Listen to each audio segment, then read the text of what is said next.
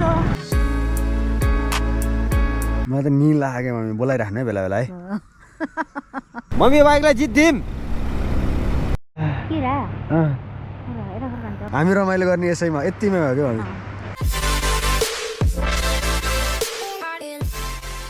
ल तपाईँ रेडी हो म रेडी त्यो जाने हो भनेपछि हो हिजो बेलुकैदेखि निद्रा लागेको छैन के गर्नु हो जान्छ बिहान बिहान उठेर यति धेरै कपडा क्यार्नु भएको अरे भन्नु त कपडा लाएर रेडी भएको पाठ पूजा गरेँ यही कपडासँग चोखो कपडै लाएर रेडी भएँ अनि पसिना आइरहेको छ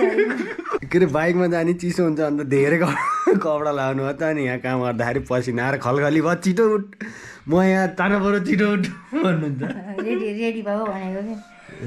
ल पानी खाएर अब निस्किहाल्छौँ है मामा घर चाहिँ हजुरआमाको श्राद्ध भएर मम्मी र म चाहिँ अब आज राइडमा होइन सराद छ अनि सकेर माथि 84 छ के फेरि मम्मीलाई लिएर हिँडेपछि यहाँ नि जानुपर्छ त्यहाँ जानुपर्छ दिनभरि मम्मीसँगै हुन्छ आजको दिन मेरो तपाईँलाई ल धेरै धन्यवाद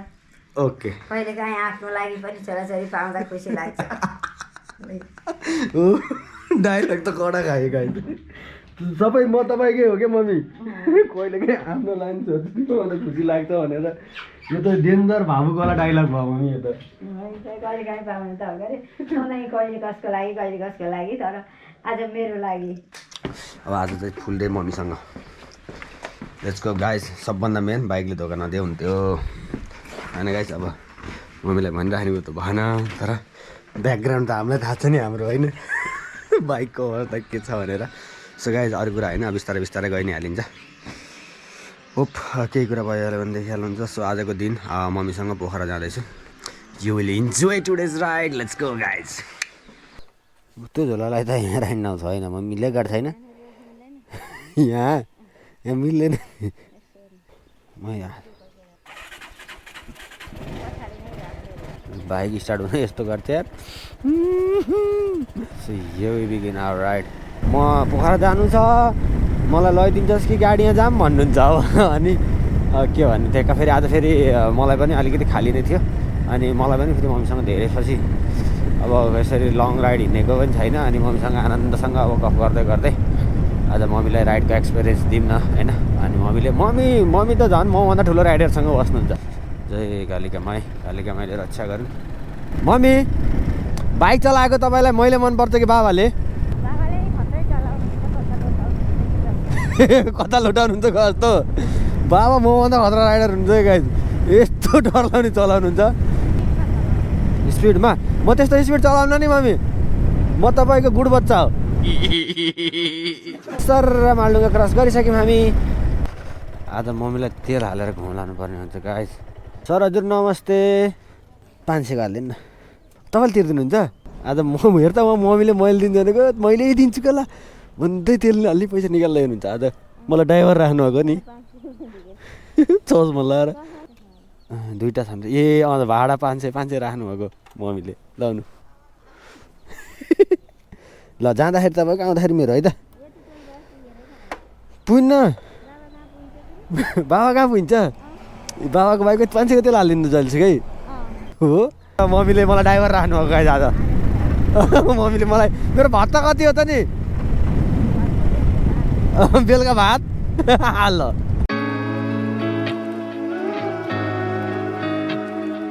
आज मम्मी चढेर होला कि बाइक पनि स्मुथ भयो जस्तो फिल भयो मेरो बाइकले फर्स्ट टाइम गाइस सोरुमको सामान खाएको छ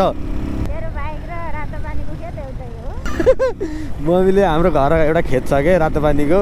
तेरो बाइक र रातो पानीको खेत एउटै हो अहिले बना अर्को वर्ष पहिरो जान्छ तेरो बाइक नि अहिले बना फेरि एकछिनमा बिग्रिन्छ भन्नुहुन्छ फेरि उब्जनी नि राम्रो दिन्छ नि त्यो खेतले त्यहाँको चामल मिठो छ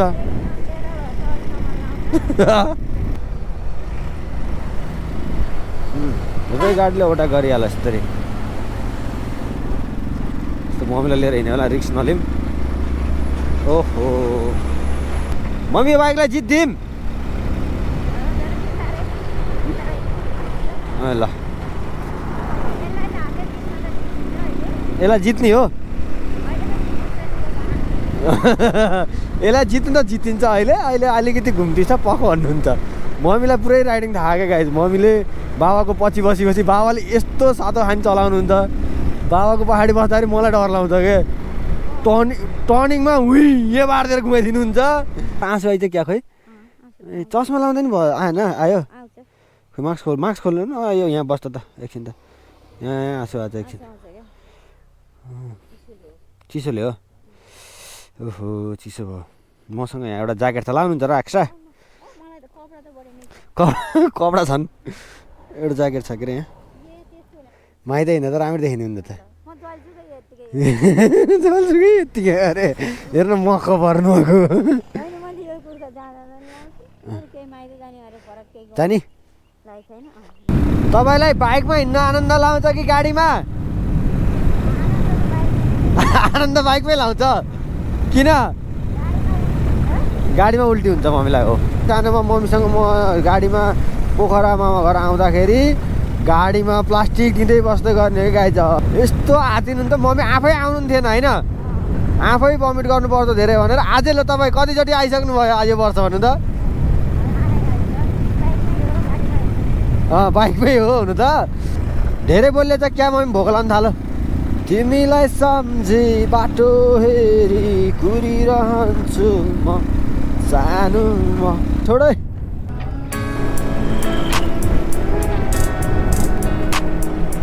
गाई जो हेम्दाको बाटोमा खाल्टो परेछ है अब याद गरौँ है यस्तो यो त एकदम रिक्स हो गाई यार हेम्दाको बाटोमा खाल्टो पर्नु भनेको त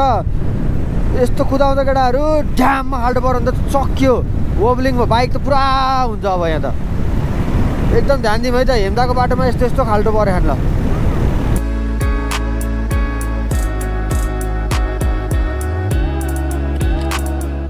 फाइनली हामी आइसक्यो पोखरा टिका लगाइसक्यो गाइस दक्षिणा पनि पाइसक्यो श्राद्धको टिका लगाएर मामा घर होइन अब आएर चाहिँ अब यताउति मामले कहाँ भन्नु चाहिँ जाने हो माम खाने हो पहिला यस खाना नि आइसक्यो हाम्रो टक्क अब खाना खान्छ अब चाहिँ आनन्द हुन्छ दाइहरू यहाँको पोखराबाट अब चाहिँ हामी धम्पुसको लागि लाग्यौँ मामा माइजू अगाडि हुनुहुन्छ चट्टाबाटामा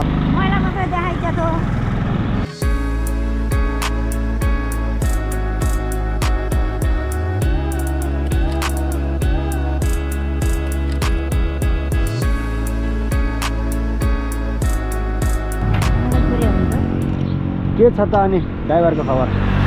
म ड्राइभरले राम्रो चलाइछ हजुर ठिकै छ अलिक खर्चिलो पर्यो किन खर्चिलो भयो 500 को तेल हाले पोखरा त बागलुङ त पोखरा गरिन्थ्यो आज 1000 को हाल्दा नि गइन्छ त्यसको चाहिँ माइलेज टेस्ट गर्न चाहन्छु अहिले चाहिँ हामी कहाँ जान लाग्यौँ अब हामी अब धम्पुस धम्पुस के हो रे मम्मी तपाईँको मेरो जन्म ठाउँ हो म अब एउटा अग्लो बाइक किन्छु न हुन्छ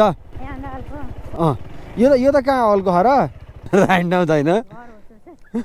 घर हो त छ अनि म घर एउटा चाहिँ म किन्छु होइन मलाई त निल लाग्यो मम्मी बोलाइराख्नु है बेला बेला है हुन्छ कि हुन्न तपाईँले मलाई चाँडै उठाएर क्या बिहान बेलुका ढिलो सुतेको थिएँ अनि चाँडै उठाउनु अनि त्यो निल लाग्यो मलाई बोलाइराख्नु बेला बेला है अन्जना आइन्जेल नि बाटो कता हो भनेर ए लाउनु दिदी नै आउनुभयो मम्मी र म गफ गर्दै बस्यौँ मैले ढिलो चाँडो चलाएको छु कि दिदी ढिलो आउनु हो भने एकदम सिधै हो ल कहीँ नि गाउँ बल खेल्नु कहाँ म यिनीहरूसँग फुटबल खेल्न जाऊँ क्या बाइक चलाएर निदाइन्छ र भन्नुहुन्छ मम्मीले बाइक चलाएको मान्छे निदाए त भयो त अहिलेसम्म त सुन्यो होइन के अरे यस्तो पागललाई हुन्छ नै यो गाडी नाइट गाडी एक्सिडेन्ट हुने कारण त्यही भएर त हो नि दिदी नाइट भन्ने कुरा छुट्टै छ भात खासी निदा लाउँछ राति होइन माइजूले घिउ दिएर हालिदिएर तपाईँ gravity vlogger thank you very much घाँडा गाममा नि खाऊ है यसले तर यो बाटो हिँड्न चाहिँ कस्तो रमाइलो लाउँछ मलाई तपाईँहरू यहाँ फुटबल खेल्नुहुन्छ क्या कहाँतिर हो क्या यहाँ हो कि ऊ त्यहाँ त्यो कुरामा कता हामी मामा घर तर त्यो उचालो नि हो त्यहाँ हो कि त्यो लौठटे यस्तो हो त्यहाँ यता हिँड्ने बाटो थियो नि एउटा यस्तो कस्तो राम्रो देखिन्छ कि स्क्रिनमा हेर्नु फाइनली हामी आइपुग्यो हाम्रो मामा घर हेरिटेज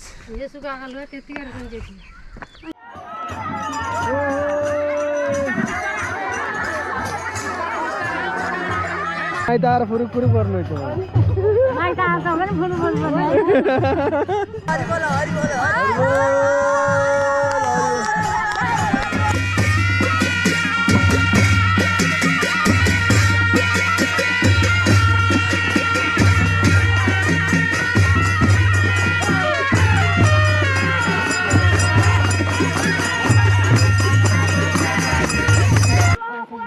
ल त गाइज आज माइत आइयो आज माइत आइयो अब बिदा भएर निस्कने मलाई धन्यवाद भन्ने होइन धन्यवाद आज राम्रोसी ल्याऊ राम्रोसी पुर्याऊ ग्राभिटी भ्लग्सलाई पनि सबैले सब्सक्राइब गर्नु ल सबैलाई सब्सक्राइब गर्नु यस्तो ग्राभिटी भ्लग पाउँदा सबै खुसी हुनु सबै खुसी हुनु गाइज ल अहिले चाहिँ तपाईँहरू किन खुसी हुनु भन्दाखेरि पानी पर्यो अब म भ्लग राख्छु त्यही भएर तपाईँलाई पनि छोडेर फेरि छिट्टै भेटौँ ल कहिले आउँछ अब नेक्स्ट स्याटरडे नेक्स्ट स्याटरडे ल बाई मम्मीले ड्राइभर हालेपछि आउने हो रेडी खुट्टा टाउको सब हिजो हो भाँच्यो भने फेरि एक्सिडेन्ट हुने डर हुन्छ किरा कस्तो भइरह अहिलेसम्म के दुर्घटना सानो भइरहेको के दुर्घटना भएछ नि त आँखा हाँकेर पर्नु बाइक बिग्रनु अहिले त भइरहेको छ यही त हो रमाइलो त नि रमाइलो हामीले त्यो बाइक चलाएर हिँड्दाखेरि के कहाँ रमाइलो गर्छ जस्तो मानिन्छ नि हामी रमाइलो गर्ने यसैमा यतिमै हो क्या यही बाइक बिग्रिँदाखेरि रमाइलो हुन्छ लोड्दाखेरि रमाइलो हुन्छ कुदाउँदा रमाइलो हुन्छ त्यही नै हो रमाइलो हाम्रो रमाइलो कस्तो लाग्यो तपाईँलाई रमाइलो रहेछ घरै पुगौँ मेरो आँखाबाट आँसु आइरहेको त्यो किरोले एकैछिन जाउँला है मिचेर शीतल हुन्छ कि चिसोले